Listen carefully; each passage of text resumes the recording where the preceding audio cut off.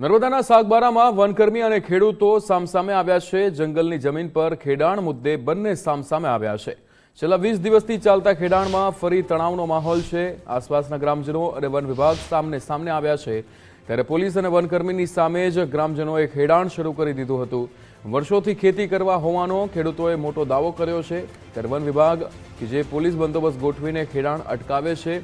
સાંસદના આહવાન બાદ ગ્રામજનો ખેડાણ કરતા હોવાનો દાવો કરાયો છે। જંગલની જમીન પર ખેડાણ મુદ્દે સામસામે આવ્યા હતા વનકર્મી અને ખેડૂતો, ત્યારે છેલ્લા 20 દિવસથી ખેડાણમાં ફરી તણાવનો માહોલ જોવા મળી રહ્યો છે। આસપાસના ગ્રામજનો વન વિભાગની ટીમ આમને સામને આવી ગઈ હતી। નર્મદાના સાગબારામાં આ પરિસ્થિતિ સામે આવી છે કે જ્યાં એક સાથે વનકર્મી અને ખેડૂતો સામસામે આવી ગયા હતા। ખેડાણ મુદ્દે અહીંયા સામસામે આવી ગયા હતા, ફરી તણાવનો માહોલ બન્યો હતો, ત્યારે પોલીસ અને વનકર્મી સામસામે આવી ગયા હતા। ગ્રામજનોએ અહીંયા વનકર્મીની સામે જ ખેડાણ શરૂ કરી દીધું હતું। વર્ષોથી ખેતી કરતા હોવાનો ખેડૂતો દાવો કરી રહ્યા છે, ત્યારે વન વિભાગ પોલીસ બંદોબસ્તની સાથે ત્યાં પહોંચી હતી અને ખેડાણને અટકાવ્યું હતું। સાંસદના આહવાન બાદ ગ્રામજનો દ્વારા ખેડાણ કરાયું હોય તેવો પણ અહીંયા દાવો કરવામાં આવ્યો છે।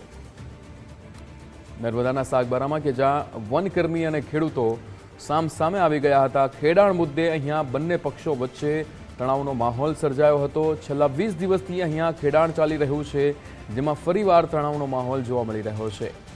નર્મદાના સાગબારામાં આ પરિસ્થિતિ જોવા મળી રહી છે કે જ્યાં જંગલની જમીન પર ખેડાણ કરવા મુદ્દે વનકર્મી અને ખેડૂતો સામસામે આવ્યા હતા। આશીષ પટેલ આપણી સાથે ફોન લાઈન પર જોડાઈ ગયા છે। આશીષ, આ જંગલની જમીન કે જ્યાં 20 દિવસથી ખેડાણ ચાલી રહ્યું છે, ફરીવાર તણાવ વધ્યો છે, વનકર્મી અને ખેડૂતો સામસામે આવ્યા, શું વિગતો?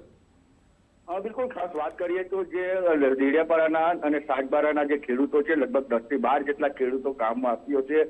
આ ગામવાસીઓ ખાસ સુરત જિલ્લાના જે ઉમરપાડા ગામ છે, જે ઉમરપાડા ગામના વનકર્મીઓ સાથે 20 દિવસથી ઘર્ષણ ચાલી રહ્યું છે। જે જંગલ જમીનની ખેડાણ બાબતે વનકર્મીઓ જે ખોપી ગામના જે અન્ય બીજા 10 ગામોના લોકોના જે ખેડૂતોને ખેડાણ કરતા અટકાવતા સાંસદ મનસુખ વસાવા પણ સામે આવ્યા છે। ત્યારે સાંસદ મનસુખ વસાવાએ પણ હાલ આહવાન કર્યું હતું કે જે અહિંસક બાબતે આપણે આ ખેડાણ કરવાનો અને ખેડાણને આપણો પોતાનો હક લેવાનો, પરંતુ આજે સવારથી જ આ જે ખેડૂતો જે પોતાના ખેતરોમાં આપણો પોતાનો હક છે કરીને ખેડાણ કરવા માંડ્યા છે, ત્યારે તેની સામે જે સુરત જિલ્લા પોલીસ અને વનકર્મીઓ છે તેમને અટકાવ્યા હતા।